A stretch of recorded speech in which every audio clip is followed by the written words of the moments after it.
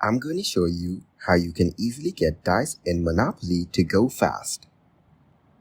First, open Monopoly Go on your device. Then tap on Play with Friends to connect using your Facebook account. This step not only enhances your experience, but also opens up opportunities for rewards. Now once you're in the game, make sure to claim any rewards available. These rewards can include extra dice, which are crucial for your gameplay. After that, go back and open Google Chrome on your device. Then search for the Dice Monopoly Go link to find various sources offering free dice. Now tap on the link labeled Free Monopoly Go Dice. These links can often provide you with opportunities to collect additional dice quickly. Then scroll down the page and tap on any of the available offers you find. Each offer may give you different amounts of dice, so explore your options.